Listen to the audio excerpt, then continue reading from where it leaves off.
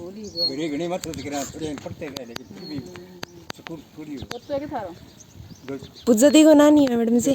अच्छा अच्छा अच्छा अच्छा अब कल फिर इन्हें करवा दियो है। हाँ जी हो रहा है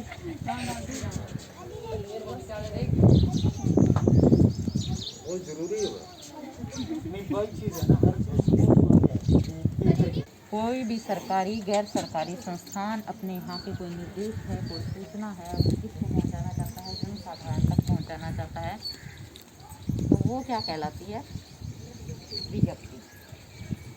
अब ये विज्ञप्ति अगर किसी सीमित लोगों तक पहुँचानी है तो वहाँ हम किसके माध्यम से पहुँचा सकते हैं? सूचना पट पर या कहीं ऐसी जगह पर जहाँ से वो उन लोगों तक प्रकाशित होती हो, पहुँचती हो, उसके माध्यम से हम पहुँचा सकते हैं। और एक बृहद स्तर तक पहुँचानी हो तो हम उसको क्या कर सकते हैं? समाचार पत्र में प्रकाशित करवाते हैं। क्या करते हैं? समाचार पत्र में प्रकाशित करवाते हैं। ये है विज्ञप्ति। जैसे आप सरकारी भर्तियों की बात करते हो कि 3rd ग्रेड टीचर की भर्ती आई है तो अपना क्या करते हैं कि विज्ञप्ति जारी हो गई। तो मतलब सरकारी और गैर सरकारी संस्थानों ने क्या कर दिया? उसको समाचार पत्र में प्रकाशित कर दिया कि इतना वैकेंसी आ गई है, इसकी विज्ञप्ति जारी हो गई है। समझ गए इस चीज़ को? तो ये होती है विज्ञप्ति। इस विज्ञप्ति का काम क्षेत्रफल का है ना, वर्ग इकाई लगती है, वर्ग किलोमीटर। कई बार क्या होता है पेपर के अंदर क्षेत्रफल पहले दिया जाता है और जनसंख्या बाद में, और बच्चे के क्या रहता है कभी ऊपर जो पहले दी जाती है वो ऊपर लिखनी है और बाद वाली भाग देना। ऐसा नहीं, ऊपर हमेशा ही आएगा कुल जनसंख्या और बटा में कुल क्षेत्रफल। तो ऊपर क्या आ जाएगा? 15,000 बटा में 100, 2 बिंदी से 2 बिंदी कट गई तो ये क्या हो गया? 150 व्यक्ति प्रति वर्ग किलोमीटर। ये क्या आ गया? उस क्षेत्र का घनत्व भी, वहाँ पॉपुलेशन की डेंसिटी, जनसंख्या का घनत्व कितना है। तो ये एक तो फॉर्मूला आपको पता होना चाहिए, और प्लस जब फॉर्मूला पता है तो सवाल को हल करने में कोई दिक्कत नहीं होती। सिंपल सा एग्जाम में क्वेश्चन आता है कि आपको जनसंख्या देगा और आपको क्या देगा साथ में?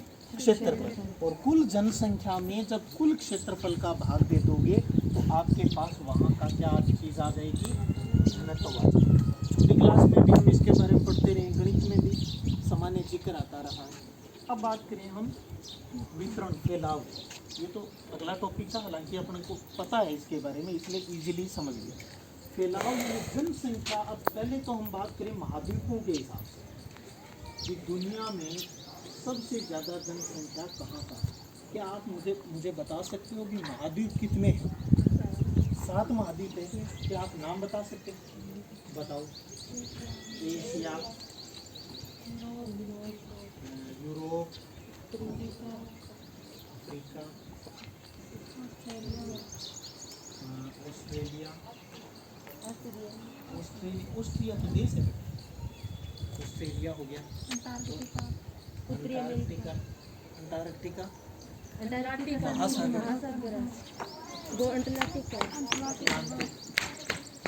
चलो एक चीज़, एक तो हो गया एशिया, फिर अफ्रीका, फिर यूरोप, फिर मैं लिखता हूँ यहाँ एक नाम आपको, लैटिन अमेरिका। ये कोई महाद्वीप नहीं है, अभी आप समझना इसको, ठीक है। सबसे जनसंख्या के हिसाब से सेट कर लेते हैं। सबसे ज़्यादा दुनिया में जनसंख्या किस महाद्वीप की है? एशिया महाद्वीप।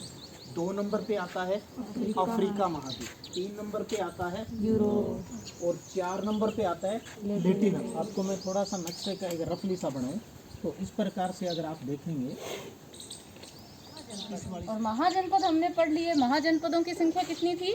16। ठीक है, महाजनपदों की संख्या थी 16, जिनमें से जैसे वज्जी और कई जैसे मुख्य रूप से थे मगध, लेकिन मुख्य रूप से जो जिसका नाम आता है वो आता है मगध। और इस मगध पर कई राजाओं ने शासन किया, कई वंश हुए, जैसे हर्यक वंश हुए, नंद वंश हुए, नाग वंश हुए, ये कई वंश हुए। लेकिन आपकी किताब में ये सारा कुछ नहीं है। आपको केवल मुख्य रूप से यहाँ देखने को मिलेगा कि मगध पर जो महान राजा हुए, जो महान वंश हुआ वो था मौर्य साम्राज्य। ठीक है, मौर्य में आपने अशोक का नाम पढ़ा है? ठीक है, मौर्य साम्राज्य। तो ये जो है इन्होंने मगध पर शासन किया और मौर्य साम्राज्य की नींव किसने रखी? याद है किसी को?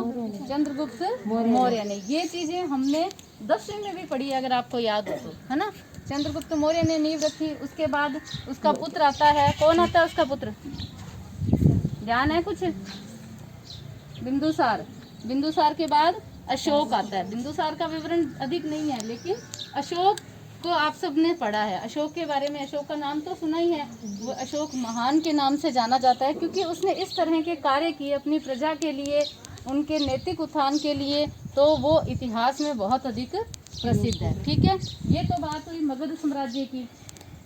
अब उसके बाद यहाँ बात करें कि 600 ईसा पूर्व में क्या बदलाव आया, क्यों तीनों चैप्टर इसी पर आधारित है। क्योंकि यहाँ हुआ कि छोटे खेत जो है ना, अब बड़े खेतों के रूप में डेवलप हो गए। यानी कि बड़े बड़े जो उत्तरी भारत में अगर अपने देखें तो उत्तरी भारत में खेत बड़े होने लगे, बड़े बड़े समूह बने, और यहाँ पर आविष्कार हुआ लोहे का।